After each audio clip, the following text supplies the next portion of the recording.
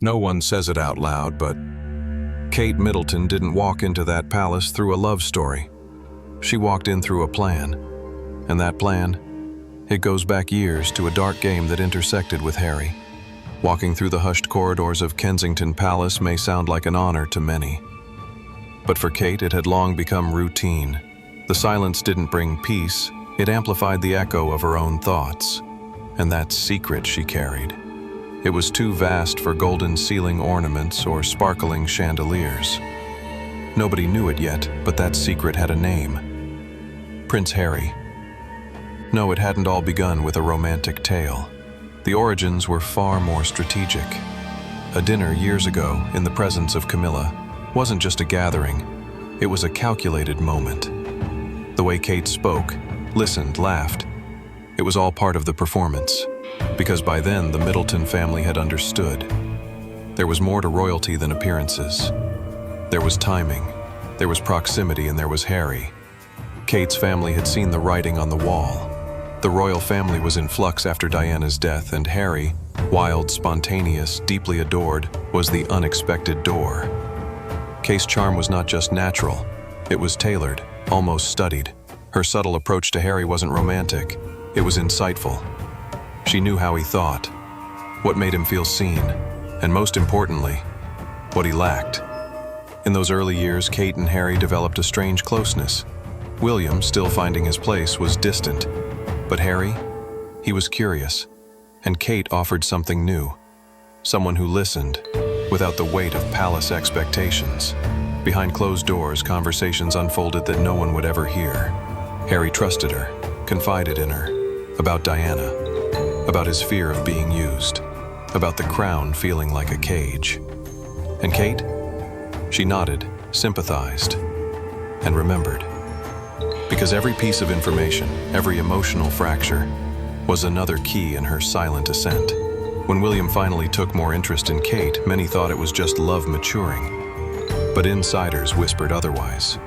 That Kate had perhaps waited long enough, that the friendship with Harry had served its purpose, and that now, the real game could begin.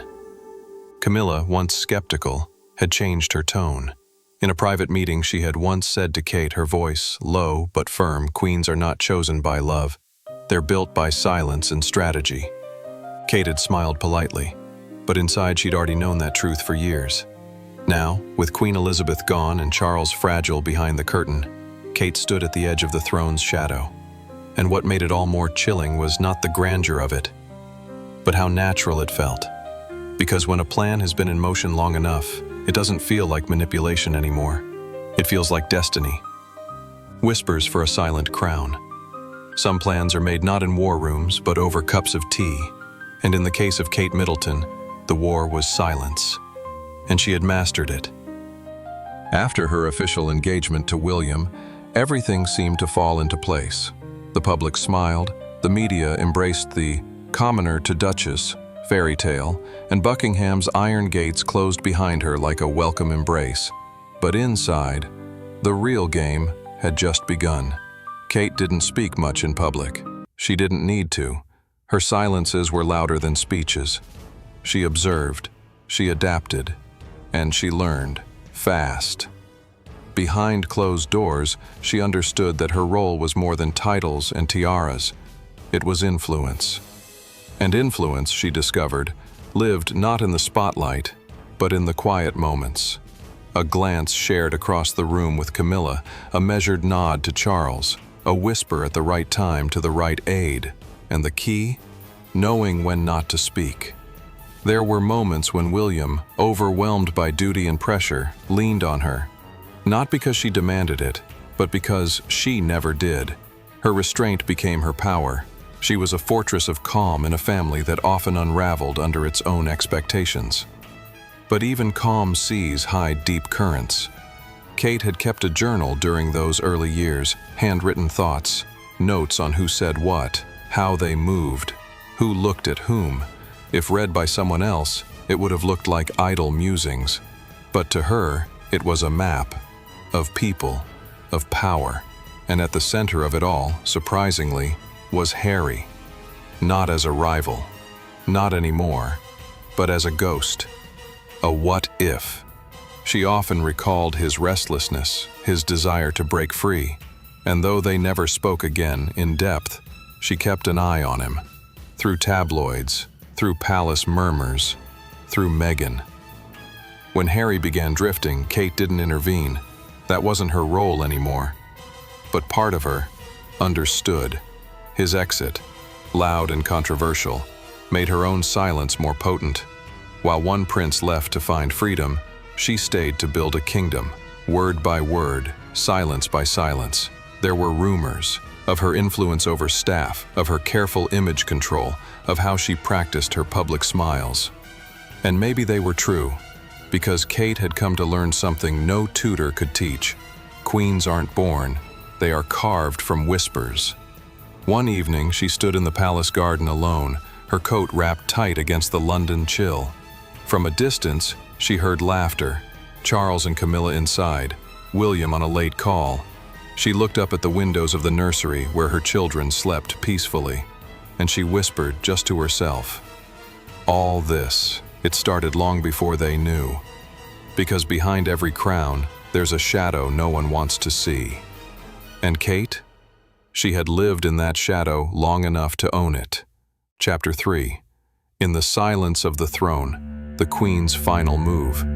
Some people marry into royalty, others are shaped by it. But Kate Middleton, she had been sculpted for it long before the discipline. And the family, her silence. But silence, when worn too long, becomes a language, and Kate spoke it fluently.